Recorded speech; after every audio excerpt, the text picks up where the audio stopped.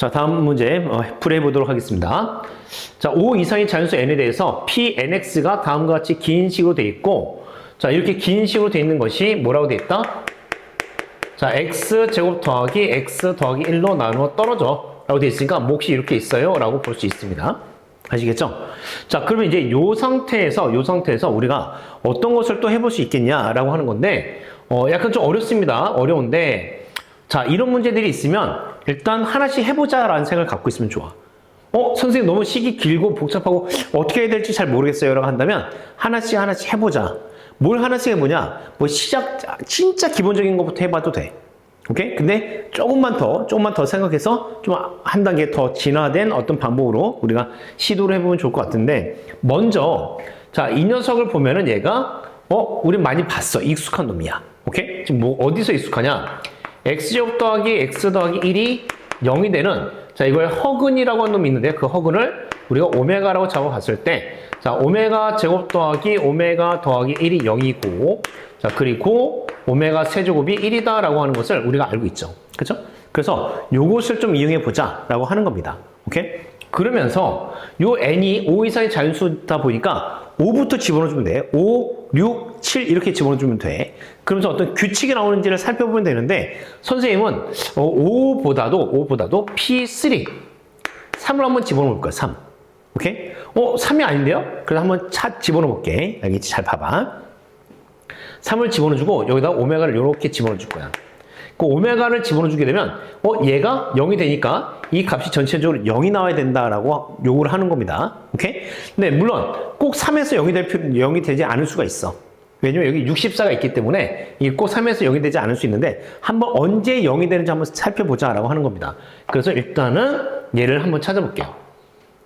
자, 이 녀석은 1 더하기 오메가가 되고 1 더하기 오메가 제곱이 되고, 자, 1 더하기 오메가 세제곱에다가 마이너스 64가 이렇게 있죠. 그쵸?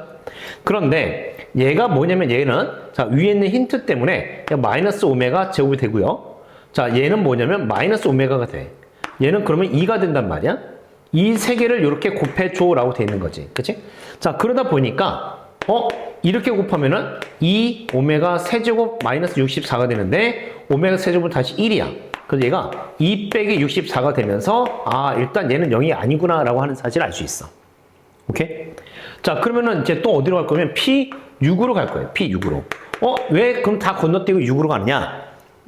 이게 오메가 세제곱 있잖아요. 오메가 세제곱.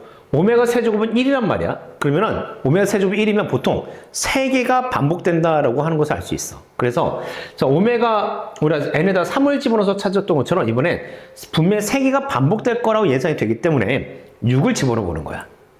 오케이? 자, 그래서 얘를 한번 써보자면 1 더하기 오메가 제곱, 오메가 세제곱 쓰고 4제곱도 있고요. 5제곱, 6제곱도 있고 마이너스 64가 이렇게 있죠. 그치? 그런데 이렇게 쓰고 났더니 뭔가 좀 보이는 것 같아. 뭐가 보이냐?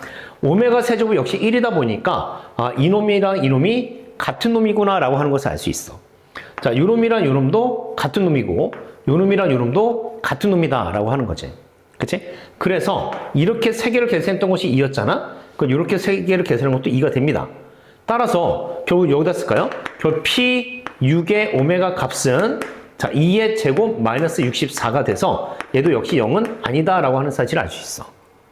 그러면 이게 3개가 반복될 때마다 이 식 곱해지는구나 라고 하는 것을 알 수 있으니까, 그러면은 만약에 P9의 오메가 값은 2의 세제곱 마이너스 64가 되는 것이고, 자, P12의 오메가 값도 2의 4제곱 마이너스 64가 되고요.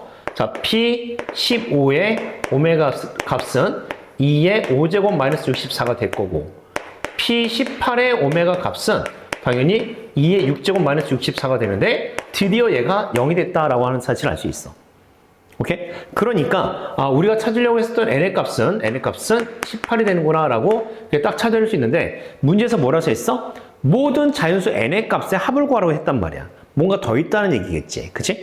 그렇다면 뭐가 더 있지? 라고 했을 때, 자, 이걸 여러분들이 한번 이렇게 써보는 과정 중에 어떤 게 있었냐면, 요렇게 둘을 더한 게 1이었어.